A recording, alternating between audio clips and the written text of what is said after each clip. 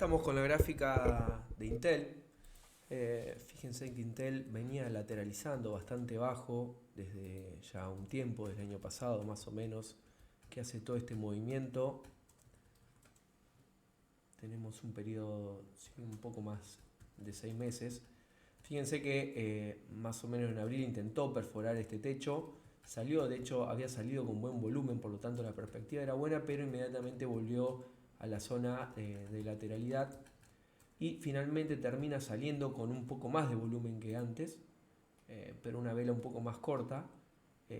Duda un poco, pero termina saliendo y se despega bastante al alza. De hecho está superando el máximo anterior, está en esa zona, ahí por superar, todavía no ha sido muy contundente, pero lógicamente que puede ser una buena alternativa, teniendo en cuenta lógicamente que si vuelve a la zona de lateralidad no sería, lo podríamos establecer como un piso, un stop para salir, es decir, la zona de los 30. ¿Qué alternativa tenemos? Bueno, tratar de buscar el precio que es el máximo alcanzado anteriormente de los... yo buscaría los 40, no los 36, 36, 50, 37 más o menos podría ser zona para mover stops, pero me parece que el objetivo a buscar por lo menos debería ser los 40, con el piso ahí en los 30. Fíjense que no solo sale con buen volumen, a pesar de que cae un poco, pero fíjense que sigue siendo un volumen elevado, sino que las medias móviles nos están dando señal de compra. Por lo tanto es una alternativa. Si planteamos un Fibonacci con un impulso en esta zona, fíjense que nos da más o menos también la zona de las 40 como alternativa a buscar. En cuanto a la empresa en sí, hay un par de puntos a tener en cuenta.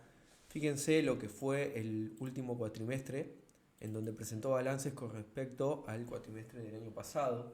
Tuvo una caída en las ventas importante, una caída del 36% en las ventas. Tengan en cuenta que el ingreso de ventas es de las variables más sensibles en el resultado económico de una empresa, incluso más que el costo de capital. Esto ha llevado que, lógicamente, una caída de los costos inferiores a la caída de las ventas haya hecho que el margen bruto, el beneficio bruto caiga lógicamente, pero el margen bruto sea inferior. Estamos hablando de una empresa que tiene un margen bruto del 50%, pasó al 34%. Es una pérdida de eficiencia bastante importante. Si incorporamos los gastos operativos, también estos caen menos de lo que caen las ventas, por lo tanto ya el margen operativo es de esperarse que sea bastante malo. No lo podemos sacar lógicamente porque es negativo, porque si restamos los gastos a lo que nos había quedado de beneficio bruto, disculpen, nos quedamos con un beneficio operativo negativo, es decir, de una caída en lo que son los beneficios operativos del 145%. Finalmente termina teniendo con los beneficios netos un beneficio por acción negativo también. Este dato está mal porque es del último cuatrimestre presentado, no es del año pasado, pero bueno, fíjense que pasa a tener ya una ganancia por acción negativa. Acá fíjense, ganancias de inversión que tenía la empresa durante el año pasado eran bastante altas por inversiones y los intereses se han reducido bastante, los intereses que ha tenido que pagar en este primer cuatrimestre. En cuanto a la posición del patrimonio de la empresa, si nos fijamos, ha tenido una caída en lo que son los activos circulantes, un 23%, y un aumento de lo que son los activos no circulantes o de largo plazo. Es decir, ha tenido un cambio en su composición patrimonial, han subido los inventarios. Esto lógicamente que puede deberse a un aumento a una caída, de las ventas que han hecho subir sus inventarios. Esto puede hacer que la empresa en el futuro busque no producir tanto, y además de que la dificultad para vender sus productos que tienen una caída de precio muy importante en la medida que pasa el tiempo, es decir, no son productos que mantengan un valor durante mucho tiempo. Y también han caído las cuentas por cobrar un 42%. Esto es lo más significativo en lo que es los activos de corto plazo, es decir, la empresa o no está teniendo ventas o no le está dando buenos planes de financiación a sus clientes, algo que es lógico porque lógicamente que sube el costo financiero y puede ser que los clientes justamente no puedan, no solo no quieran, sino que no puedan comprar tanto como antes.